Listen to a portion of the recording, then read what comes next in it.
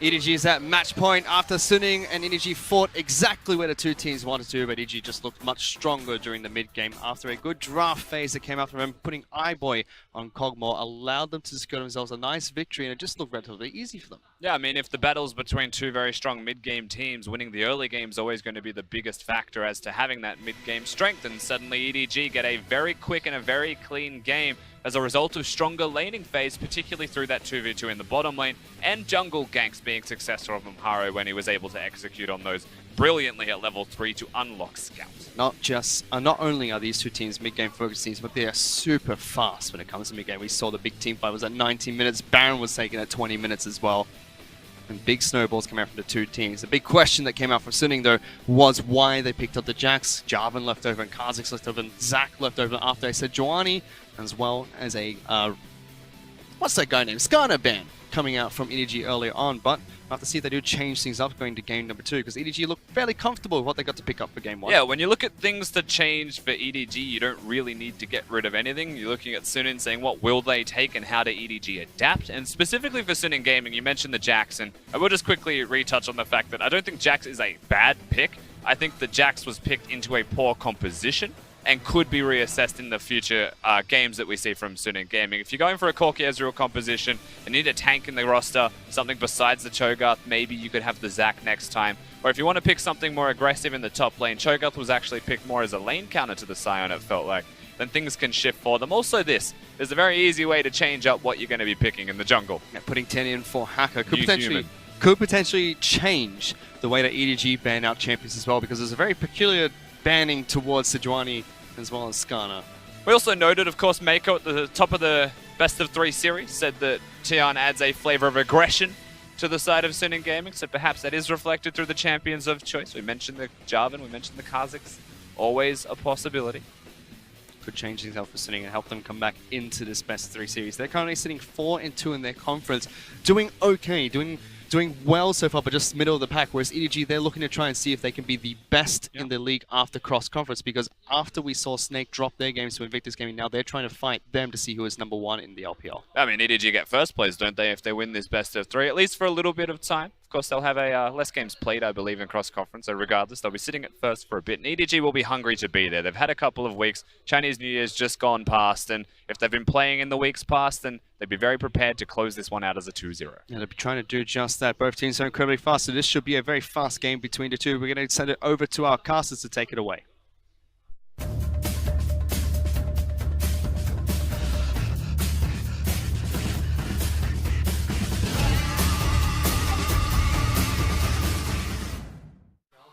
Thank you, Vish, and we're getting into our second game now between EDG and Suning Gaming. Now, Tien coming in, and I feel like this is probably one of the things you have to do if you're Suning, because when you have two formulaic teams, if you run them against each other 100 times, most likely you're probably going to get 100 out of 100. EDG are going to win it, so you have to change something up now to try and upset that balance. Yeah, but I don't think this will have anything to do with the type of change that they need to do. I think everything actually needs to start in the draft, and not necessarily around the mid-jungle position, although they'll probably stray away from the Jax this time around. I think it has to do in the bot lane position. You simply cannot give an automatic, devastating, winning to that degree bot lane to EDG. We saw Uzi and Ming perform it very well against Celestial and Mystic just the other day, and now iBoy and Mako just absolutely shellacked Suning's bot lane with Kog'Maw. Yeah, definitely want to see Suning Gaming attack them. I have to say this. Coach Nofe right now, he's on the right side of your screen. Check out his book. That is, EDG give out these manga, like beautiful fan art of their players, but it's just a very, a friendly, just a little bit romantic type of cover. I just find it hilarious that, like, former Rox Tiger coach, now coach of EDG, one of the greatest organizations in League of Legends, and he's like, manga cover, notebook of secrets. Yeah. I personally like it. Big fan. Suning Gaming, EDG, round 2 coming into this one will be a first pick of Skarner, as it's not going to be banned this time by EDG, so it will go over to Tien.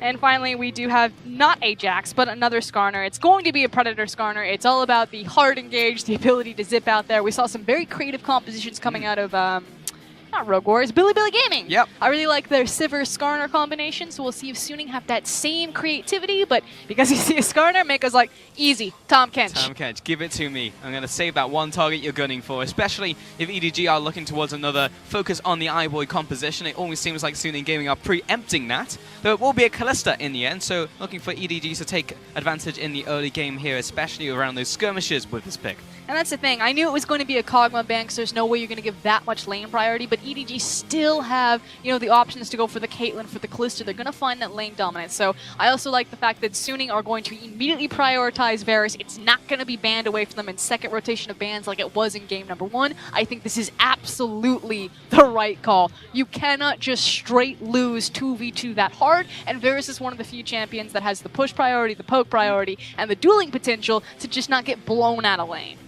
And Suning Gaming might indeed just lock in their bot lane right here before we get to the second phase. So EDG do not have a chance to start banning away those supports and give Suning Gaming a sub-optimal bottom lane, because this will be the focus here for Suning. Yeah, so already a very different change-up for Suning. They started with the flex pick. They tried to give Xiao Al a lot of priority depending on how he wanted to sculpt his matchup. This time around, they're like, no.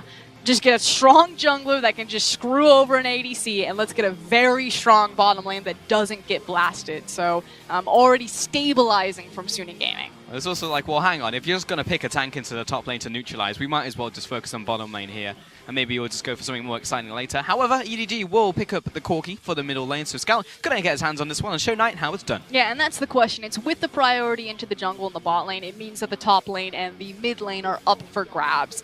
With Scout having the Corki and the Galio being banned, now the Talia being banned, so the other big champion that can follow him around the map when he makes use of his package. Knight, unfortunately, probably isn't going to get a matchup where he's going to be able to do a lot to the rest of his team. So Fury and Yoon, you guys got the priority, but your mid laner is not coming to save you because he's not going to get a roam champion. It's all going to be on you guys because Talia has been taken away. We'll look towards the second ban now from EDG. While that was a Sejuani pick towards, or ban rather, towards Haro and a Cassiopeia as well. So really just trying to defang Knight in that mid lane. Yeah, I'm going to take that Jarvan away. I expect for Haro, he'll probably go towards his Rengar or his Kha'Zix, just because that's typically what we've seen, but who knows? Maybe he's got a special pick against Skarner. Maybe. Let's see what it is. But Suning Gaming, 10 seconds left on this one, and do expect it to be the Jarvan. Not going to be the Jarvan. It will be a Gangplank towards Ray. So I'm going to take that one away. And personally, it makes me very happy. Do not want to see another Gangplank in my life. Yeah, absolutely changed my mind. I hate Gangplank.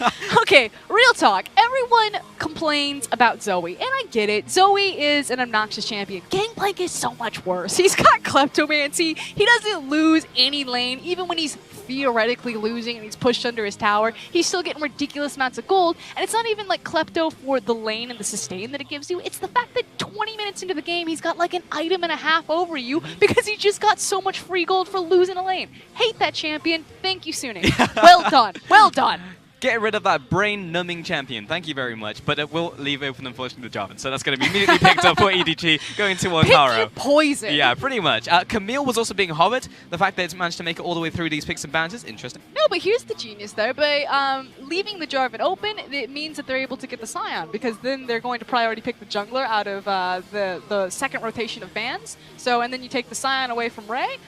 I think they made the right call. Yes, Haro gets one of his single champions on the Jarvan, but I would much rather have Haro on Jarvan than Ray on Gangplank. True, and we also say, signature champion Jarvan in the jungle for pretty much every jungler in the LPL nowadays. Signature champion. Yep. Jarvan.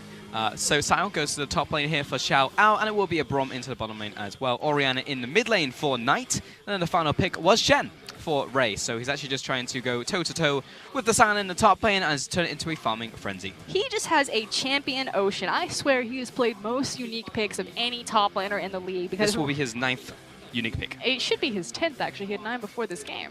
He had 8 before this game. I have been bested. Well, you see, 8 plus 1 equals... but no, this will be the secretly, 8.2 means that... No. Okay, so picking up the Shen. I love Ray as top laner. We already talked about how versatile and diverse and deep his champion pool is, and the fact that he can play the tanks, that he can play the carries. EDG, of course, will normally always go for him on the tanks because, again, it's all about putting resources into the bottom lane. And what works just as well? Well, when you have a Stand United that can now be on top of a Kalista when you decide to go all in. Also works very well with the Corki. It's a classic combination. Corki packages in, and if any guy is going to be brave enough to use a package offensively, it will be Scout. Yeah, we call it the submarine, but it definitely isn't the submarine. It's just like the double special package play.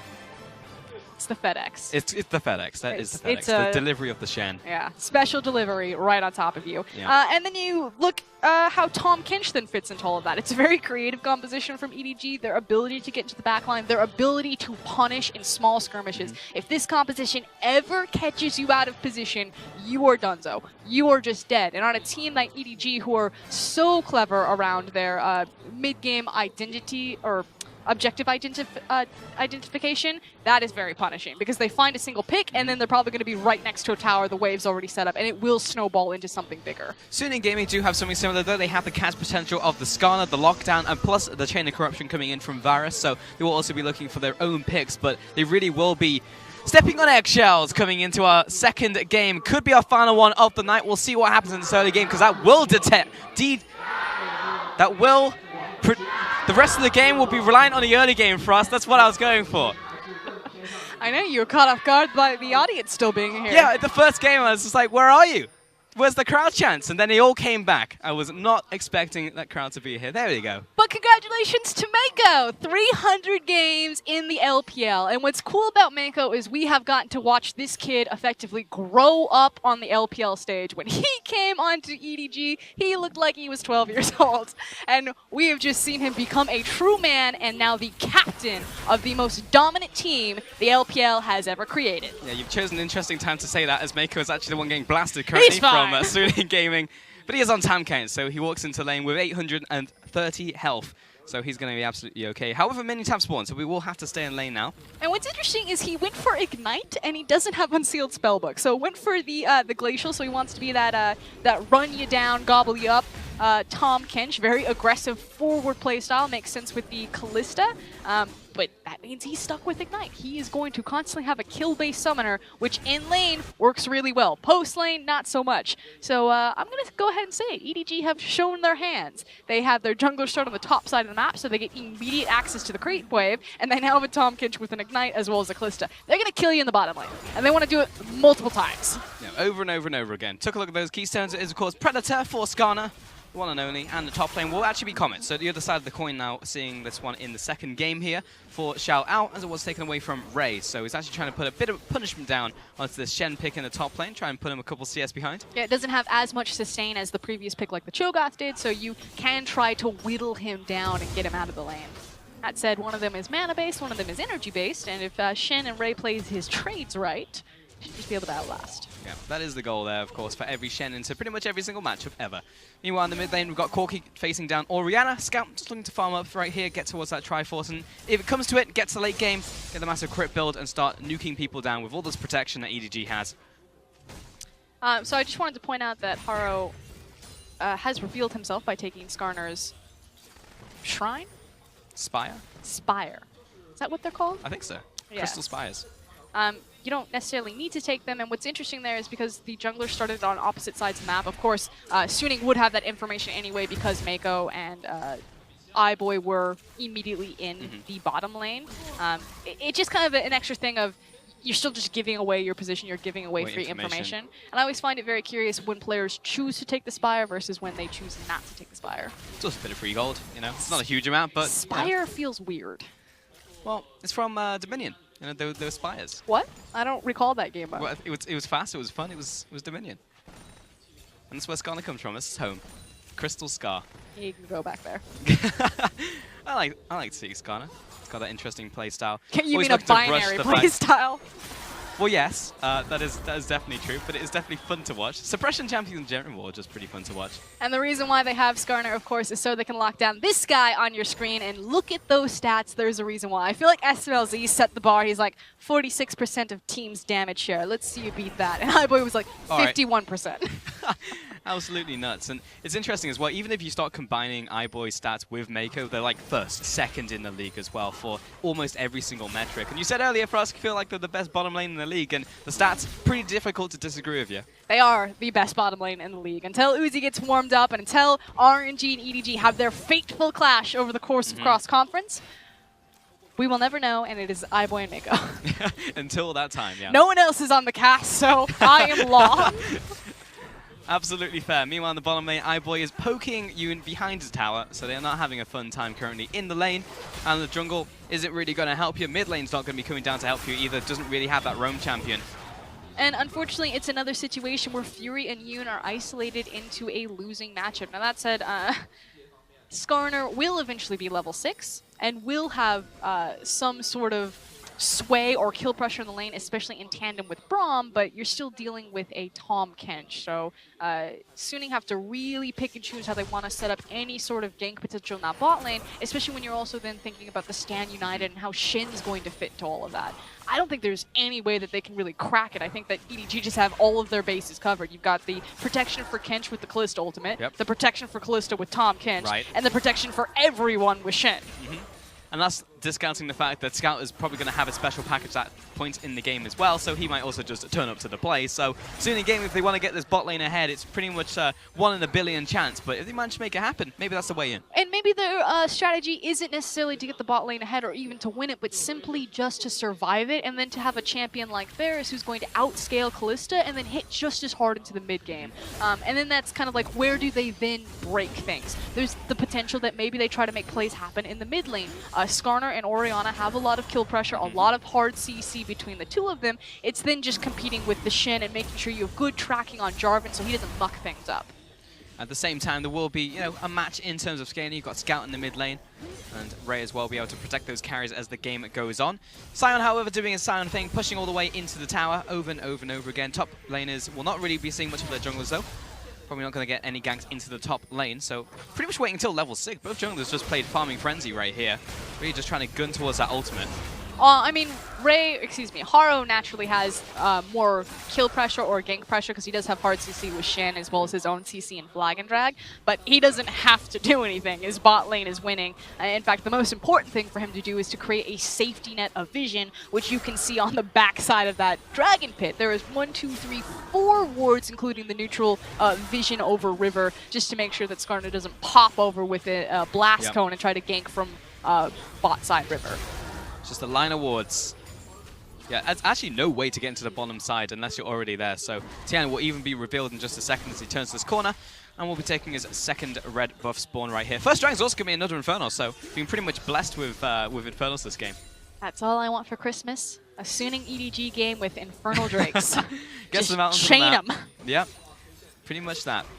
Because that will just accelerate the game and how the pace already works, like whoever gets the early advantage is likely going to just continue to get advantages in the game in Infernal, or speed that one up even more. So I also feel it's just a big advantageous buff to EDG and their natural playstyle, because they are such a bot lane focused team. To then also have an Infernal Drake on top of it, just so much more incentive to play a style that they were already going to play. Yeah.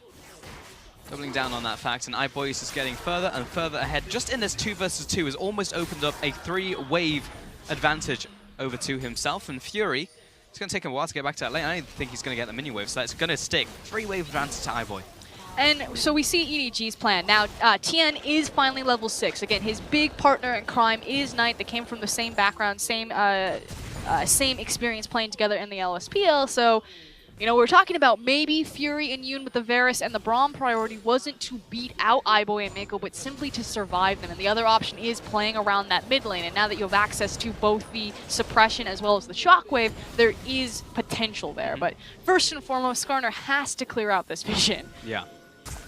Needs to do step 1. There we go. There we go. So yeah, Tien is at it currently, but really needs to get into these plays. We haven't seen a play just yet from Tien on this Skarner, but it will happen at some point. There is one thing that Skarner does, and that's run towards you with his ultimate, ready to go, and he will find a priority target. He gets to do so right now because he's got the backup from Orianna. Haro, you do not want a piece of this. No, he does not. He really wants Scout to come down and try and pressure, but Tien is able to challenge this vision. At the very least, we'll clear out the zombie ward, so not a lot of this vision is going to stick from Suning Gaming, but they can at least know if EDG are trying to move towards this dragon. So even though EDG has the pressure right here, it's not turning into too much just yet. Have to be very careful though. Mako now has access to Abyssal Voyage, so if Tien goes for this, Tahm Kench and Kalista can be right there. Choo-choo! Choosing to ult back into the top lane.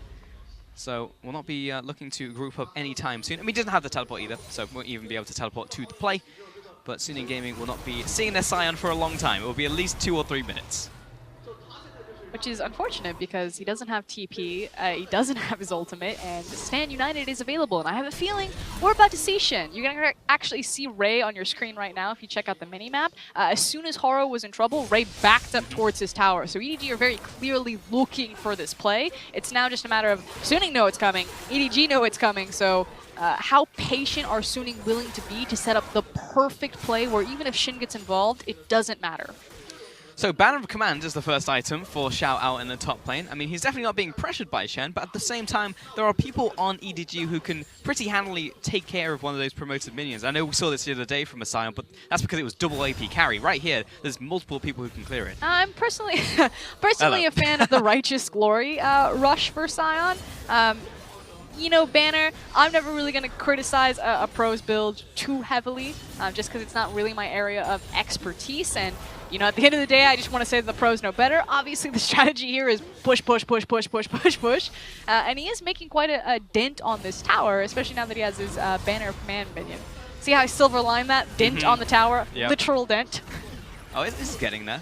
But it's just really annoying more than anything else if you're laning across from this. But it happens once every 120 seconds. So it's not going to be annoying for another 2 minutes from now. So I'm not really sure if it's worth it. But we'll have to see. Maybe further down the line. Well, maybe it's worth it if Tien also gets involved. You can see that Skarner is spending a lot of time there. And again, we kind of talked about what options does he really have, because bot lane doesn't seem to be one. It looks like top lane is the call. Ooh, yeah, instant flash out from Ray, but the minion wave is already dead, so he knows he can buy enough time with the flash, and Haro was on his way to the top lane. So that was actually really well played by Ray, just using the whole situation. Also feels very desperate. Like, I understand Scion has push priority. Oh, hold on. Oh, Scout's looking for a kill into the mid lane. Might is low. The shockwave's still there. That's something that Scout has to be mindful of, but that was almost a kill. Yeah, also needs to be mindful of the heal, which is why he didn't want to commit his flash to that one. Back towards the top lane. So yes, Xiao has had constant push pressure, which means that there's access into Haro's red side jungle for Tien on the Skarner, and you can see that throughout this entire game, he has been placing a pretty deep vision on that side of EDG's jungle, but again, the unfortunate thing is that it's Skarner and Scion versus a Shin, and Shin's had his flash for pretty much the entire game. He finally just had to burn it, and the kill pressure on a level 9 Shin when he has taunt and flash is not high between those two champions. So, you know, they're looking for something. I don't really think they're ever going to find it there. And we're kind of going in circles for Suning, and it's 12 minutes into the game, and we haven't seen a Skarner ultimate. Yeah, we haven't really found anything to open up this game, and you know, we have been talking about how important it is, not only just for the bottom lane of Suning, but everyone to try and at least find an advantage. I mean, so far, the game is equal in terms of gold, but you always have that feeling like it's not going to stay that way for long when you have EDG and they have a composition like this. Eventually, Iboy's going to get to a point where he's just way stronger than your opposing AD carry. And I just feel like EDG have had a better read on the draft. You know, against Billy Gaming, when Amazing J was just destroying people, they were undefeated on the Vladimir, they pull out the Cho'Gath. Yes, we'd seen it globally, specifically in the EULCS, but they had the answer for that pick. Now with Skarner really dominating the LPL and rising up in higher priority, not just here but also globally, EDG pull out the Shen. And for me, Shin makes perfect sense into a champion like Skarner. It's the Tahm Kench and the Shin. Like, how are you ever going to kill whoever you grab? Yeah. It's either we can deny the person you're grabbing, or you've just gotten the buy one, get one free. And it's like, actually, no, I didn't really want the Shen, but I guess it's coming as a package deal here.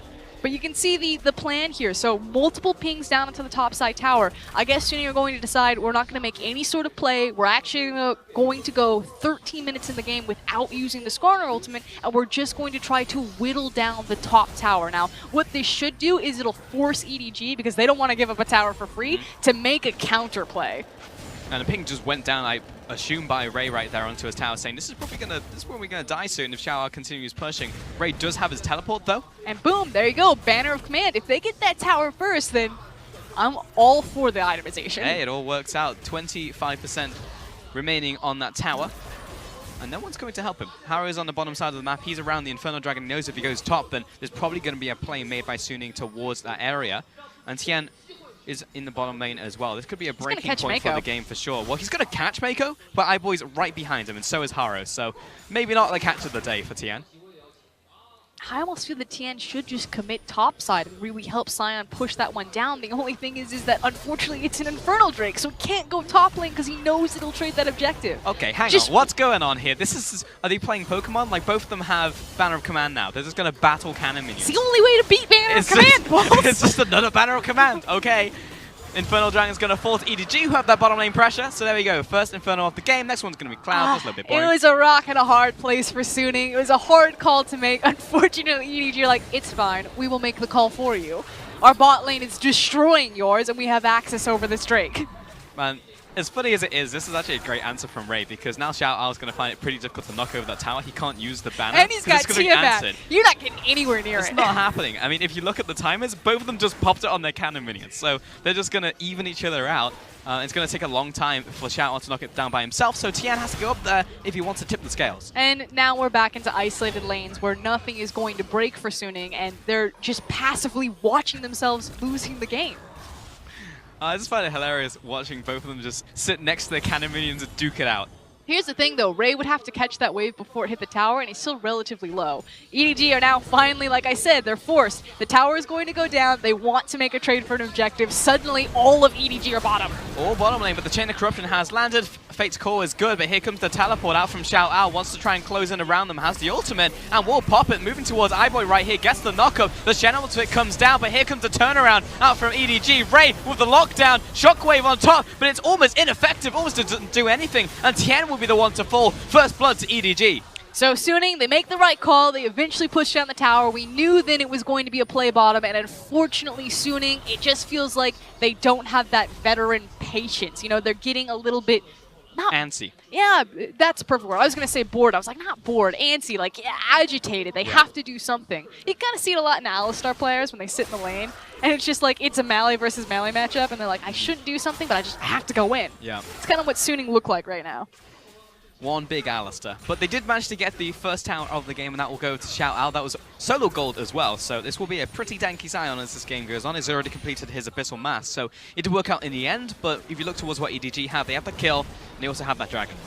Yeah, and the big thing is the Infernal as we take another look at this. And it's so hard to kill anyone on this team. The Callisto ultimate comes out defensively, and then it's used offensively to stall out Tian. Mako follows up with a flash to create distance from the Skarner ultimate. I initially saw the Stand United, I was like, oh, well, I wish Ray would have chosen more of a front tanky base target as opposed to Callista, but better safe than sorry. And they still managed to find the hard CC on Tian Skarner anyway. Yeah, they get the kill. The tower didn't go down, however, so EDG were not able to follow up on that kill. But Suning Gaming, they move the Sion back to the top lane. Actually, do not choose to swap anything up here. The bottom towers have not fallen just yet. And Xiao will continue pushing. Well, the thing is that if they move their bottom lane top side, then they're just going to lose another tower and trade the objectives. Or if they keep the lanes how they are, they actually try and keep it. Yeah, they feel pretty comfortable that between the Braum and the Varus that they can hold the bottom lane or at least continue to stall it out. So again, I like the lane assignments from Suning. Yeah, they managed to keep that one tower alive for them. So now it's looking towards EDG and what they can pull out next. Where is their next play going to be? Because top lane is going to neutralize itself. Mid lane, Corki's getting bigger. He has picked up the BF sword now on top of his Triforce. The next play should be taking advantage over the fact that Xiao Ao doesn't have his TP, and the Stand United cooldown will be up and available before then. Needs to usually be used in tandem with either Jarvan or Corki, so hopefully one of those champions for EDG can get freed up to make a play bottom with the Stand United.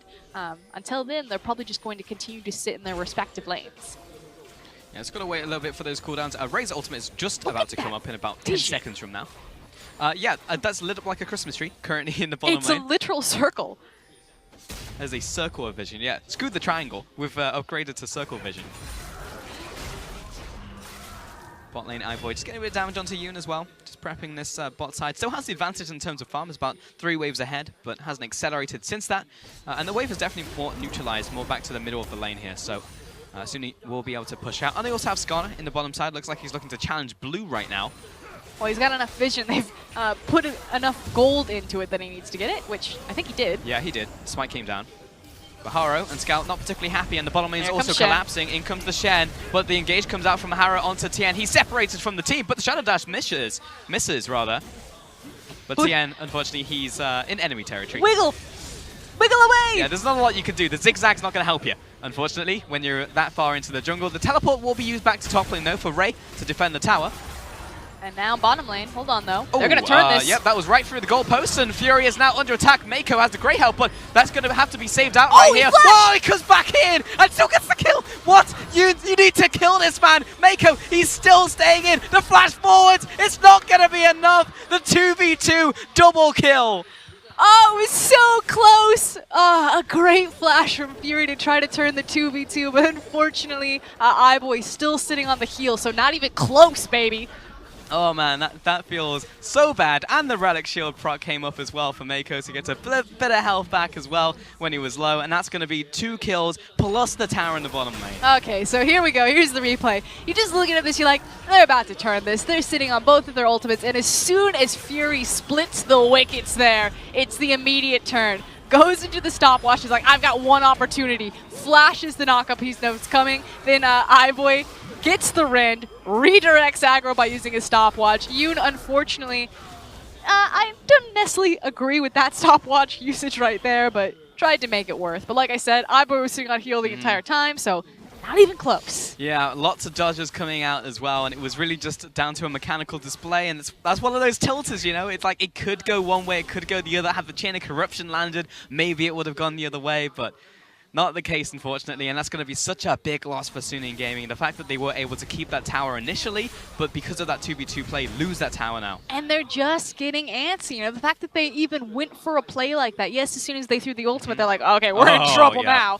But it's the fact that they're even going for that. They need to. And this is now 3 instances where Suning have jumped the gun, and then EDG have just punished them so hard, whereas EDG looked totally fine to just sit back and be like, 21 minutes in the game, 3 kills, excuse me, 4 kills, like, they don't care. They are unperturbed by this and continue to stick to their game plan, whereas Suning, they start strong with conviction, but then they start to slide backwards. Yeah. And EDG, they're just kind of soaking pressure and also getting kills on top of that as well. 4 kills over to them.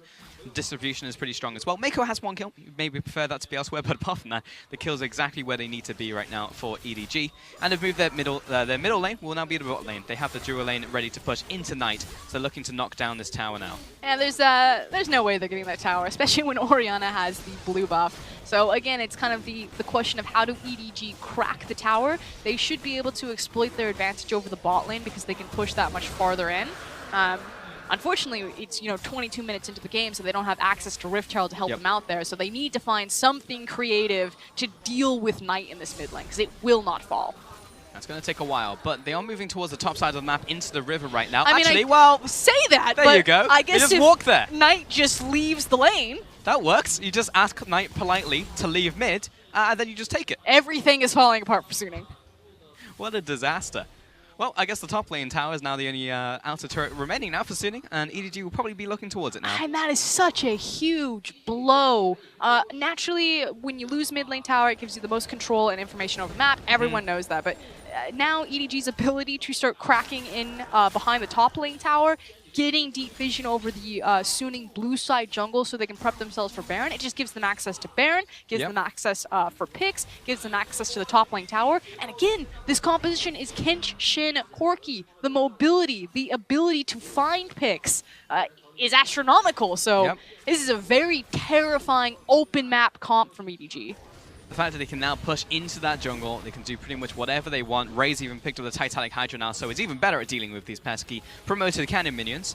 And have we seen a Skarner ultimate this game? Did we see one in the bottom side? I actually don't know if we did in the fight, because TK flashed away. Yep. Yeah. Oh no. So we're 23 minutes in, we haven't seen a single Skarner ultimate. And right now won't do it either because iBoy's going to be saved up by Mako. Good luck for Suning Gaming to try and find a pick right there. But, I mean, this is the composition from EDG. They have multiple ways to save people. Oh, no. 23 minutes and no Skarner? I want the counter. I want that stat. Yeah.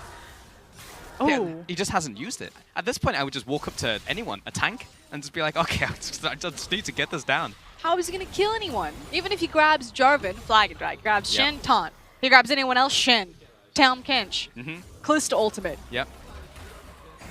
I guess maybe you grab Corki. Yeah, but then you buy one, get one free. You get a Ray on top of that. And you don't really want him in the back line. He can't grab anyone. I don't blame Tien there. Yeah. Like, that's the problem. Yeah, he just can't grab anyone.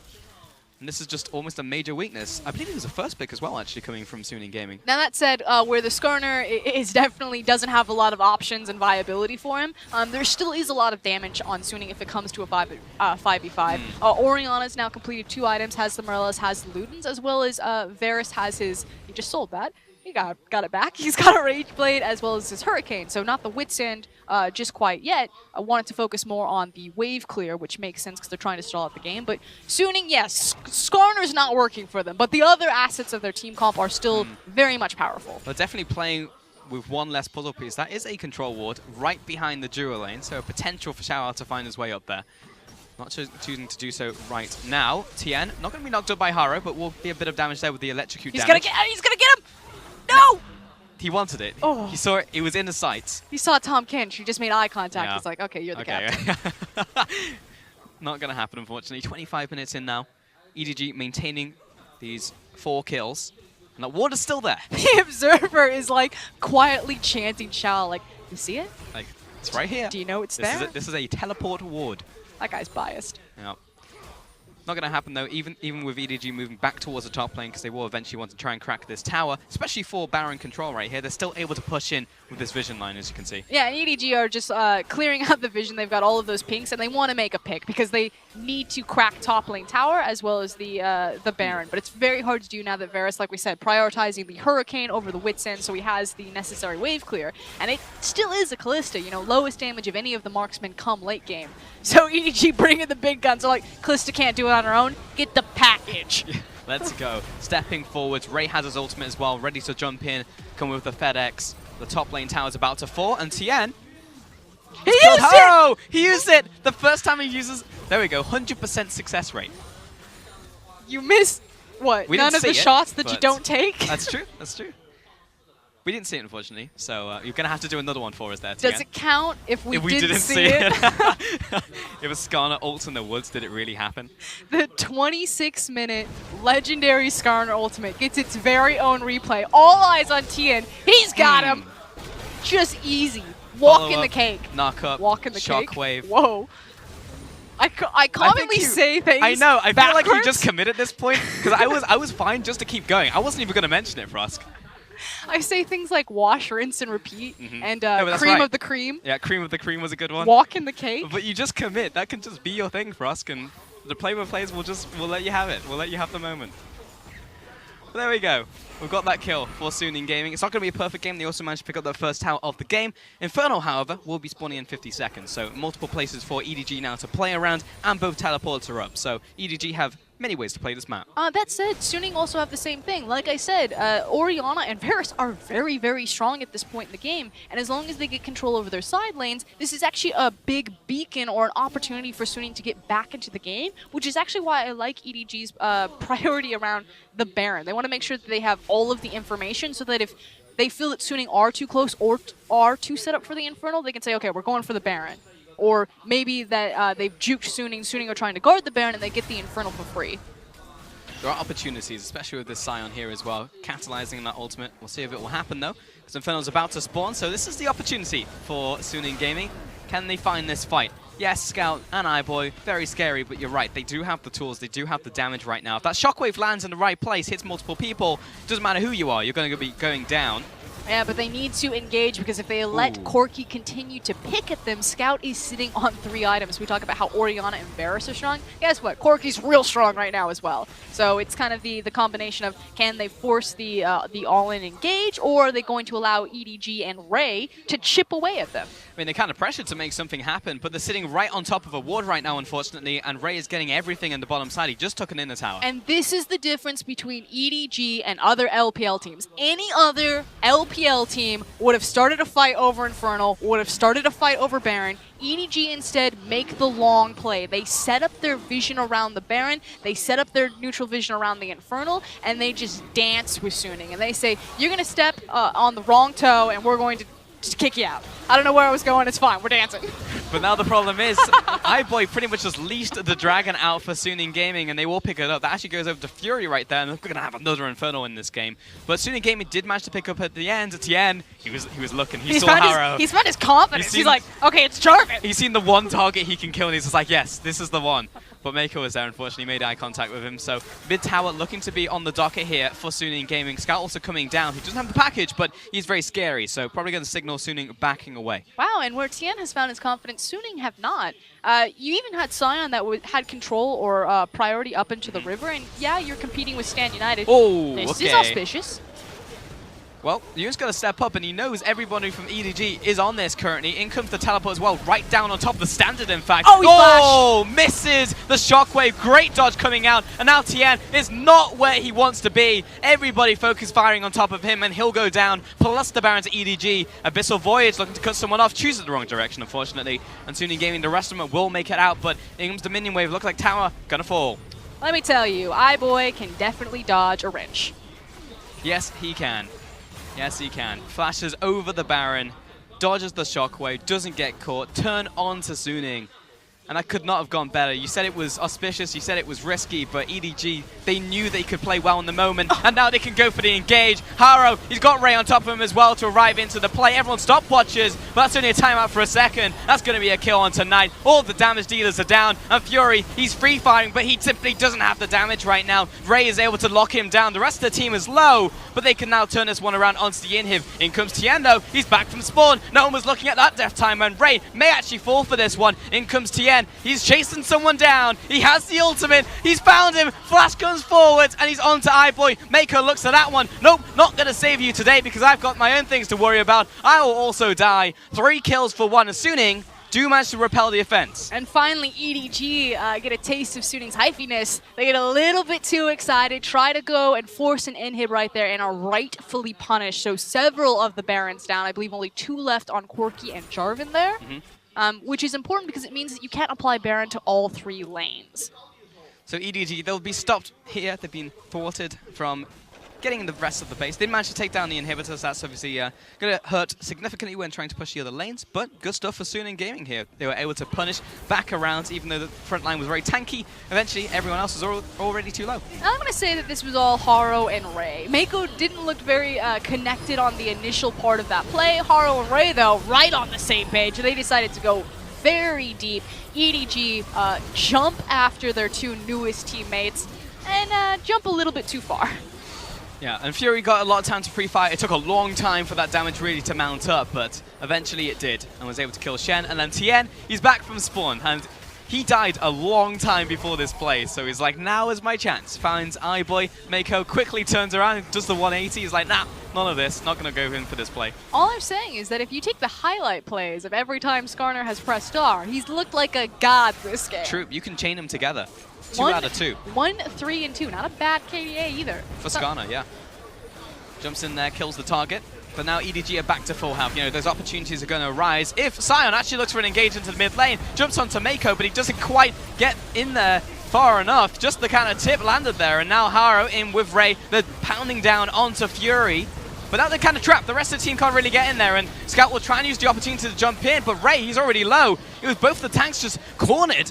And the rest of the team couldn't really help them. So Ray, so close to dying, will manage to escape, but Haro is dead. And I hate to say it, but this game is really on a timer for EDG, and they might have gotten a little bit too overzealous, overexcited when they tried to take the top lane inhib because they knew it. Because at this point, they're struggling to kill the tank line in Sion and Skarner. Again, it's just a Kalista. Majority of your damage output is now going to come from Scout on that Corki, and that's still, you know, it's not the greatest when you have a single damage threat at 32 minutes into the game. I feel like similar problems to what happened in the top lane engage, right, Frost? Like, reading from this wrong hymn sheet, because you see Haro and Ray, they both go in. Like, Haro comes in, ultimate down on top of him with the Stan United. It's like, okay, well, the tanks are in. Where's everyone else?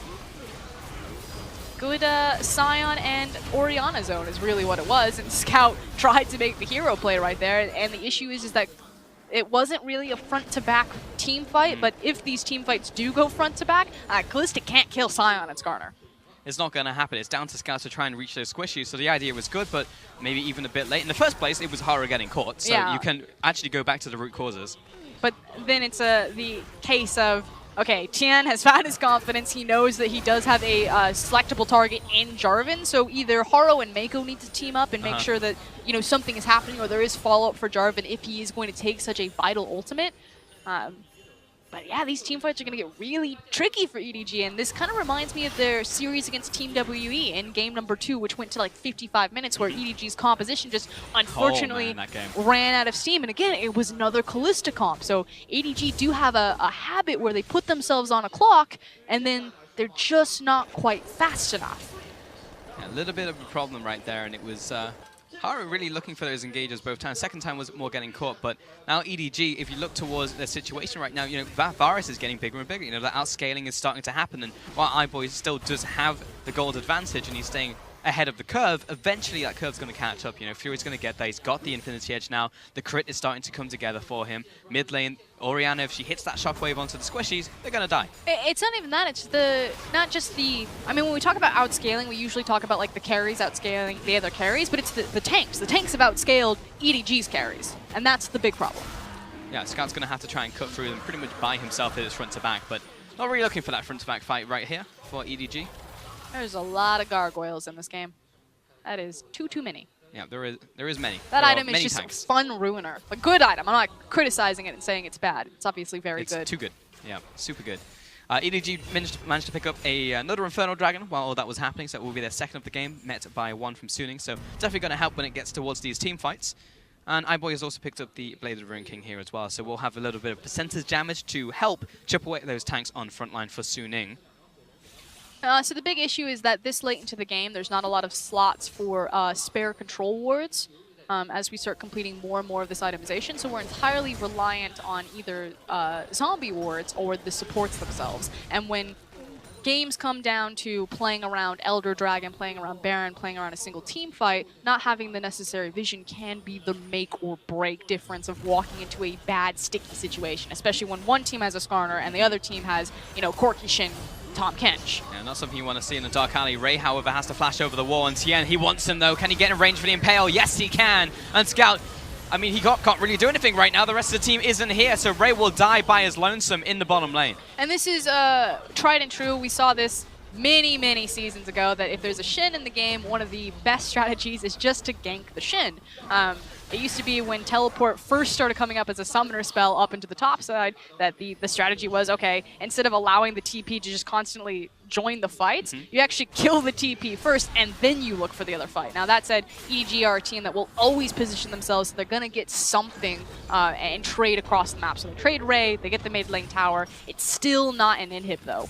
It isn't, but this is Baron spawning with Ray down for 25 seconds. So if Suning Gaming want to look for a play, if they want to go for the Hail Mary, now's the time to do it. And indeed, they have engaged the Baron. Harrow's waiting over the wall, looking for his chance to go for this steal. And Scout, he's got the package. He's got the ability to nuke everybody in this pick and lock them into the oven. It will be secured out from Yoon, though. Suning Gaming have the Baron. This needs to be a teamfight win coming out from EDG. However, it will not happen. Harrow jumps in and dies by himself. And EDG, they're looking to chase with these three members. They have Ray up, but it's not going to happen right here, and Suning Gaming, they're catching back up.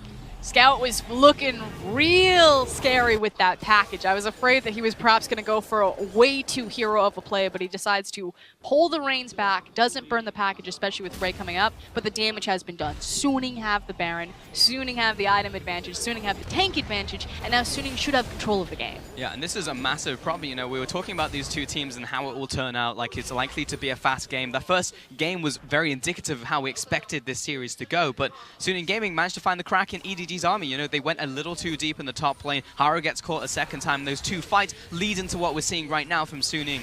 And now they're actually on the offensive for the first time in this series. The thing is that Suning and EDG are both teams that are really good at understanding how their compositions work and where their win conditions are, and then consistently playing to those conditions and being patient. Yes, Suning have been a bit more impatient than EDG this series, but that's fine because they got over the final hurdle. Their comp is now fully online. They are very terrifying, and with the Baron, they should be able to walk down a lot of damage. Yeah, mid lane inner will drop right here. Tien and Xiao are able to step up. The carriers can stand behind. That was probably unnecessary. It is but invincible. it is very difficult It's to no kill. longer iBoy managed to invincible. step up, unfortunately, so needs to zone away iBoy. He's the one who can really deal with this. Scout has a lot of magic damage right now, so he's not going to be the greatest to clear it away, but iBoy will shred through that to promote a cannon minion. That was an epic showdown. I wanted to see Corky versus Cannon Creep for a good 10 minutes. Oh, it would take a long, long time. But we're almost 40 minutes on the clock, and Suning Gaming were able to take one tower from the Baron, so that's part of a Baron power play, but the bot lane is pushing, so someone will need to deal with that. And so the question now is, Suning are in the driver's seat. How in the world do EDG slow this down? And it's quite simple. It's with a pick. So now all eyes need to be on Scout, and they need to be on Mako, because those are your champions that have the added mobility that can create those type of picks. Who are they trying to pick off? Well, naturally, it's going to be Fury or Knight. But Tien, at the same time, is looking for his own picks. He's located Scout. He is a really overzealous. Like, I understand that he feels confident now, 1, 3, and 5 on the Skarner, but when everyone's running around with pretty much full itemization, he is not. He is actually still a very, very poor Skarner. Yeah, relatively squishy when you look at Scout, who is basically full item build right now, and has the QSS. So even if Tien lands the Impale, QSS will be able to get him out of that situation. Whereas also try and take away resources or remove the red buff. That's actually really good for a split pusher. Yeah, and so EDG's strategy right now was to place defensive vision. You look at their map, you can see everything is lit up, and they're using this defensive vision to safely walk their wave clear to priority lanes, clear out, grab some gold. Naturally, they can't defend something like an outer tower at 40 minutes into the game, so that one's going to fall for free. But otherwise, they haven't given a lot of ground on this Baron. You know, Suning weren't able to crack any of the inhib towers, so this is actually a great defense from EDG, and the Baron buff is just about to fall off. What the Baron buff did in the end for Suning was get them back to equal footing, where they can now challenge for something like the Elder Dragon now coming in 30 seconds for EDG and Suning Gaming. But so EDG were looking towards this. The thing is that Suning need to kind of find this confidence now and try to execute on the play and just kind of cover up the nameplates and not believe that they're facing EDG, because they had the advantage before they got the Baron. This wasn't, you know, a defensive, like, swing us back into the game Baron. This was supposed to be the, okay, we're in control now. We've got the Baron. We're calling the shots. And they're still being driven by the tempo of EDG. They're being pushed out into their jungle as well. You know, EDG able to step on top of the dragon. Case in point, really. You got Ray in the top lane. He's pushing away. This is instantly going to be started up because you have this Kalista, you know, going to be able to rend out for a lot of damage. And Suning Gaming are very slow to display. I feel like the other dragon's just going to die before this even happens. Yeah, Tien takes one look at it, and it's like it's 1,000 HP already. And now you're starting to see kind of the cracks and why I said in game number 1 that EDG just kind of feel like the better Suning Gaming, that this is Suning, you know, if you give them a couple of years, if you give them some more experience, some more veterans on this roster. Not the case, and unfortunately, Fury, it looked like he got chunked out as well, so we didn't see exactly how that happened, but also one of the reasons why Suning would find it pretty difficult to try and contest that objective. And now you have this Elder Dragon with 3 dragons already on EDG, plus the double Infernals. I was going to say, is double Infernal Elder Dragon enough to get Kalista over the line, where she actually has kill threat on a lot of these team members? Yeah, try and make her relevant again with that extra bit of true damage. Mid lane's going to clear it out, though. There's a pretty good amount of wave clear coming in from Suning Gaming. Trying to push this tower is difficult, but at the same time, you can also just tank this one up, take it down to half, and plus there is an open inhib, so Suning, Ray's going to be there. You've got to do something right now. They're literally just getting torn apart by EDG. The fact that Kalista and Corky just got to face tank a tower and take it down to more than 50% HP, come on. You have so many engage tools. Yeah, where's the call? But we're getting back to the situation. The mid lane doesn't need to be aggressive. Top lane's going to fall. There's a massive minion wave on the bot lane tower. All of Suning move towards the mid lane. EDG can see this clear as day. They can step up, they can poke, they can back away. They've gotten the inhib. They can play this slow, and now Knight has to respond to the bottom lane. And EDG are now just flooding Suning's base. Ray has position where he can look to sideswipe them with a taunt. They're still feeling very confident because they do have the Elder Drake. It's about to fall off, and there it goes. The tower's dead. Now moving on to the inhibitor. And Suning Gaming, I mean, the best chance was when the tower is up. Now the inhibitor is the only thing alive. Tien's looking for it, but Scout will Valkyrie to safety. He even has the QSS, and he has Mako behind him. When you're at these full health situations, it's so hard for Tien to look for that engage. Wow. Just passively watching them lose the game. They were basically, that was a spectator sport. Hesitation into passivity has pretty much been the name of the last couple minutes here for Suning Gaming. When they had the advantage, you know, they were on the offensive, they couldn't find anything from the Baron, looked dissuaded from making any more plays, and now they're losing everything. Double inhibitor down for them.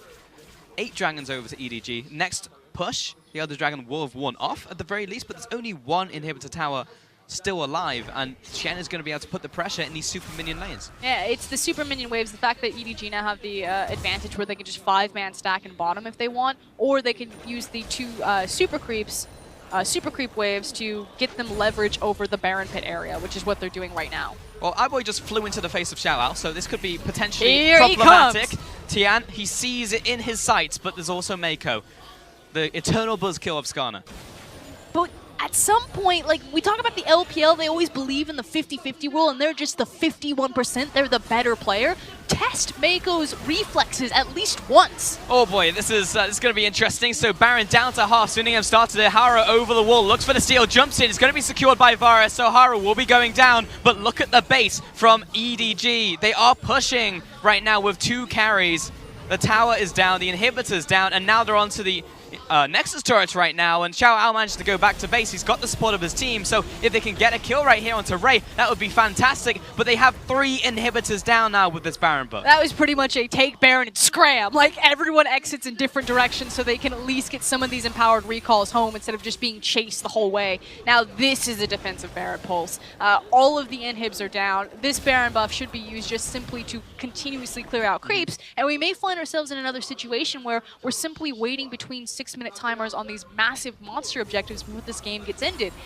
And a lot of it has to do with Suning just frankly giving way too much respect to EDG. They had an opportunity in their hands. It was almost gifted to them by EDG. You know, they come in for that miraculous defense. That was their opportunity, but they didn't grasp it with both hands. They just kind of let it slip. And now, with triple inhibitors down, they can push out of the base, they can push the waves back, but double supers in every single wave, very difficult to deal with. So EDG now waiting, getting control of the map once again, and they have extended this game. You know, this game, if they played the top lane fight and managed to win it, then it would have been over 20 minutes ago. Now EDG have to make all the following steps correctly so they don't step any further behind. Now, the silver lining here is that the top and the mid inhib were taken very close to each other, and they should be coming up relatively soon, so there might be a tiny window, possibly with the very end of the Baron buff, that maybe Suning get confident, but I mean, that said, after watching them for the last 15 minutes, I'm like, they're going to hole up in their base, they're a turtle, and they're going to wait for EDG to make a mistake and then try to find the fight, which is just unfortunate with the composition that they have. Like I said, you know, don't just see that it's Mako and just expect that he is going to catch him. I mean, he probably will. It is Mako. But come on, Tian, be brave. Give it a shot. At least, you know, test him. Yeah. Are you really going to grab him in time? How fast do you think you are? Yeah, I want to see some, like, gunslinger action, like, straight from the hip, Skarner ultimates. In the West, I've got the quick draw.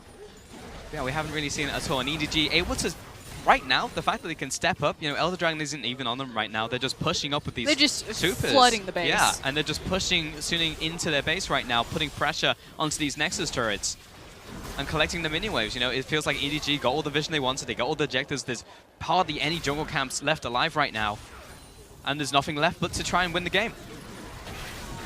EDG, how they win the game, though, they also don't want to fight Suning because they understand where their power is. So they've been securely playing the objective game where they're just, you know, playing around the waves, chipping at towers, these very quick hit-and-run skirmishes. And that's their game plan right now. Yeah.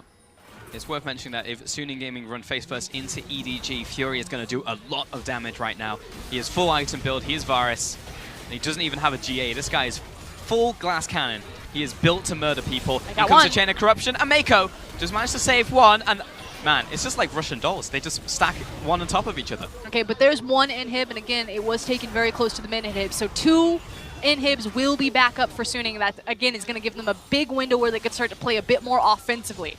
That does mean the Fate's Call is down, though, so while the save is still there from Mako, Ray does have his ultimate, but that's one major ultimate down, so there is a potential here for Suning.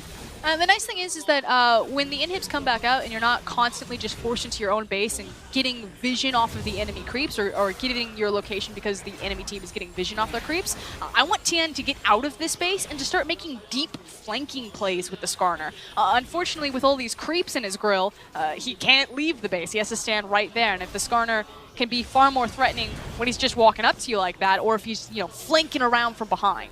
But this is the pressure that EDG wanted. They step into the base, now they're chipping away at the inhibitors. I think this one's already dead. There's so much damage coming in from Scout and iBoy onto these objectives. Top tower, or top inhib rather, is almost already dead as well from Ray pushing. And this was a 4-man push into the mid lane, and Suning still didn't collapse in right here. Now they're just losing their Nexus turrets right here. At some point, they need to draw the line because EDG are taking everything from them. Tien, he's found it. He's found the ultimate. He gets onto Mako. They've taken down the support. Where's the follow-up though? Haro, he's low himself. He pops the gargoyles. He jumps in. He knows he's going to be the sacrificial lamb. Or maybe not. He jumps over the wall. Now he's going to be dragged in by the shockwave. 2 kills. But the trigger was pulled so late, Frost. Why didn't you do that 15 minutes ago? Ah! Too little, too late. I mean, that's what we wanted to see, but it was so late. They lost the 2 inhibitors on top side again and a Nexus turret.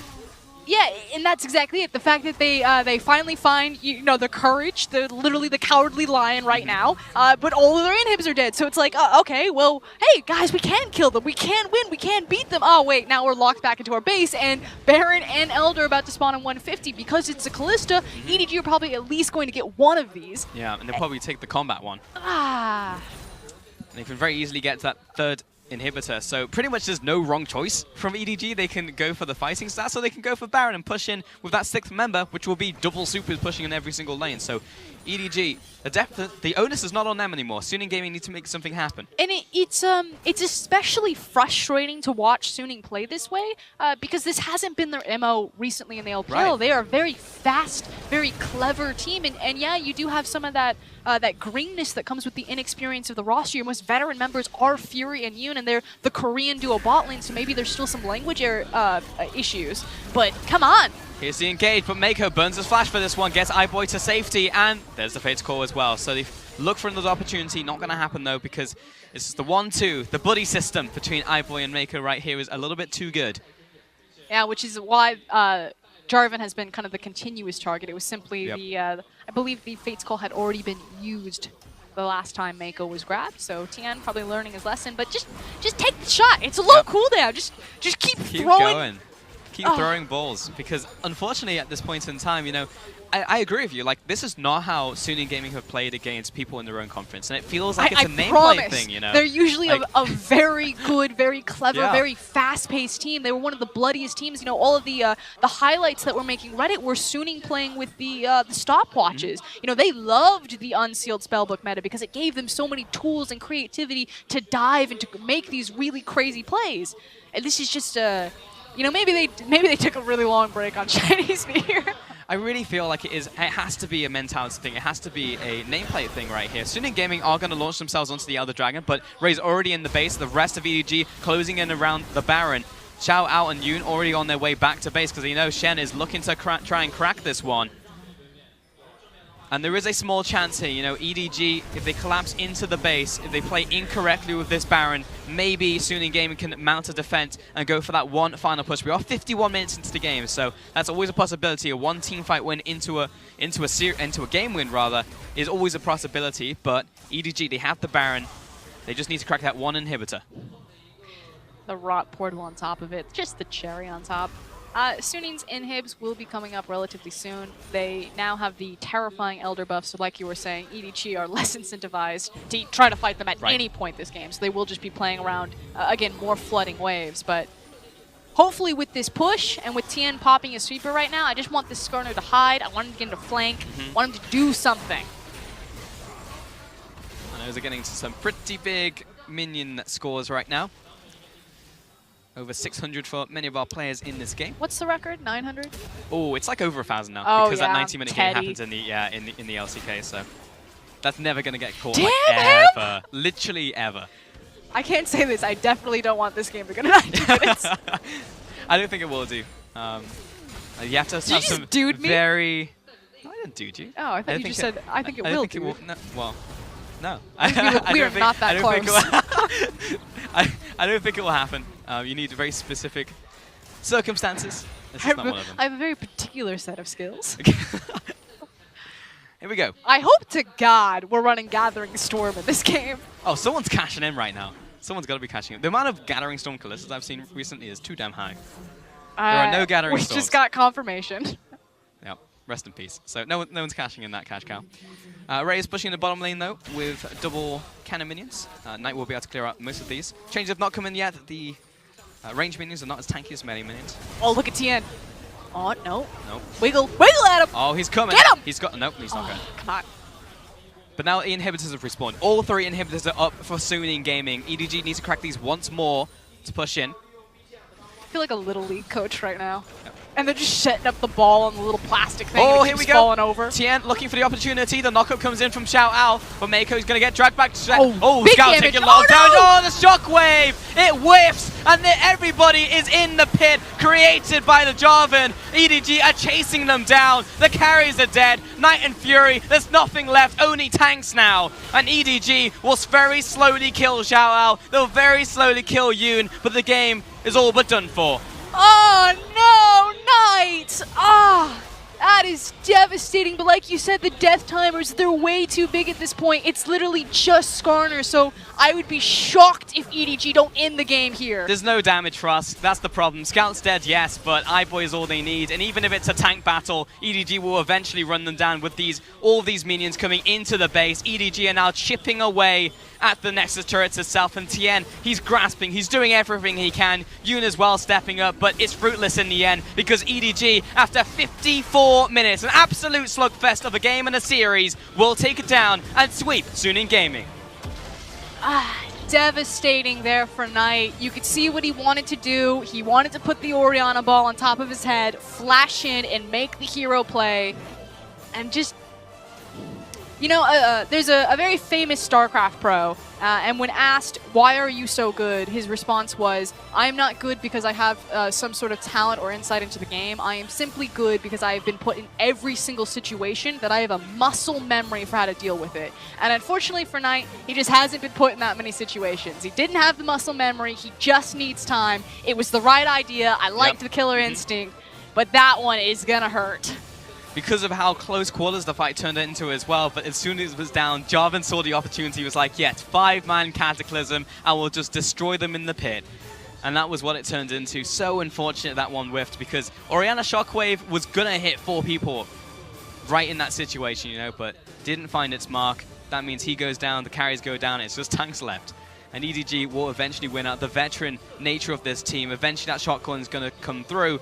And you know, when they make a mistake, they made 2 mistakes in top, then mid, you know from there it's going to be watertight, you know, like that's when EDG are going to buckle down. A team like this are not going to make any more mistakes, and it's then down onto a team like Suning Gaming to make the play. It's the fact that you cannot exhaust them. EDG's superior support staff, the fact that they continuously will pull new names, new faces like Ray and Haro through this roster and make stars. You cannot exhaust them. I feel like that is a fantastic phrase for EDG and many of our teams in the LPL, you know, who have just have such long-standing histories, honestly, such long legacies. And these players who have been around for so long, they get to the point, it's just like, even if the newer players are starting to struggle, there's always going to be that shot calling. It's like, I've been in this situation. Mako sits there and he's like, well, I know exactly what to do. We do this, we go from step A, step B, and then we finish the game. And like I said, you know, earlier on, this was Mako's 300th game. We've really watched him grow up and turn into this leader. This is a new page, a new legacy in EDG. Now winning the series, they are sitting at top of the table in the Western Conference.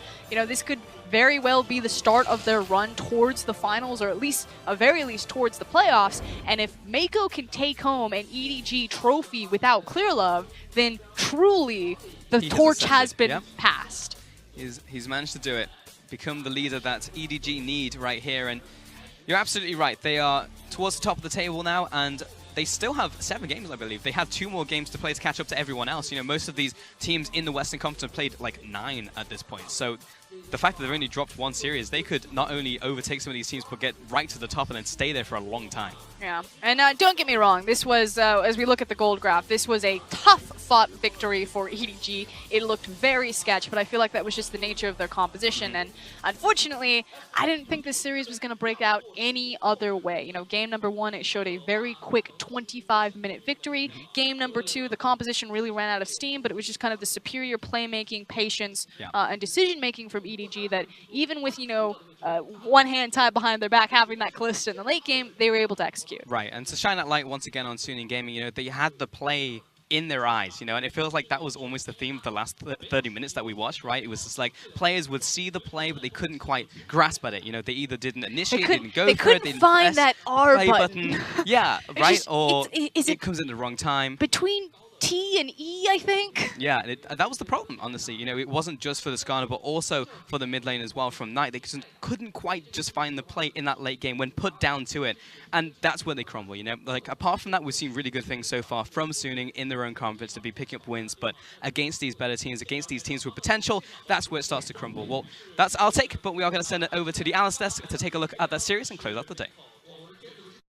With that, EDG propelled themselves to the top of their conference, picking up 2-0 victory over Suning. But going into game number 3, the draft was changed quite significantly, especially from Suning's side. They drafted a little bit better, and according to their playstyle as well. And I'll forgive you for saying game 3, Fish, because I thought we were going there as well, to be honest with you. I thought Suning Gaming had it, but you're right, it starts at the draft. And the first place that you look at is the Skarner being locked in first, and I do believe that that's perfectly fine. Skarner's come up as high priority, and what I want to talk about the Skarner is actually EDG's response to it. Shen was locked in. Shen diffuses Skarner almost entirely. We saw it in an earlier set with RNG playing. Every single time a Skarner ulted someone, there was a Shen on top of that person. It was Shen support in that case. This time we see it in the top lane because the support was already locked in. But the support was a Tahm Kench. Very good against Skarner as well. The only problem I have with EDG, and this transcends the draft just a little bit for a second, is no QSSs for 35 minutes.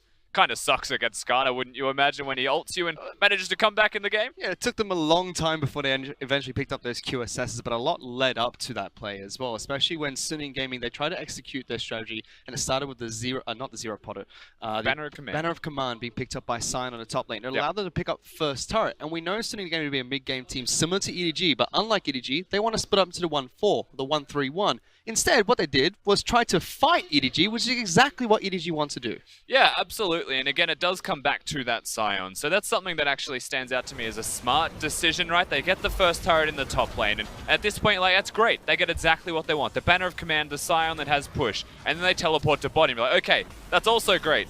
And then they keep going. You're like, it's no longer great. And then they team fight after they should have stopped like 10 seconds ago, and suddenly it's horrible. And from all of these things, like, Suning Gaming is so close to being outstanding as a team. They just take one step too far every single time, or they make one mechanical mistake every single time. We see it from the 2v2 in the bottom lane. And we are seeing so much for potential from this 5v5 roster, and you know full well that if they play at their best, they could have beaten EDG today in that second game at the very least. And that shows that this side does have what it takes, but we just didn't see it consistently for a whole game. No, we did not. They set themselves up to play and execute their strategy of split pushing and breaking EDG apart. EDG really wanted a team fight, and it was just gifted to them by Suning Gaming. However, EDG had their own fault as well. Throughout the rest of the match, Cast was talking a lot about how Tien was not able to use his ultimate, but as soon as he did, as soon as he locked one member down from EDG, pick after pick came out, and it slowly closed that goal lead and gave Suning Gaming some breathing room to come back during the mid-game. He struggled to get his eye in. He'd never used his ultimate for 25 odd minutes, but then he found a Jarvan. Once he found a Jarvan, he pressed tab and he realized that there were so many targets, but Jarvan was just the easiest.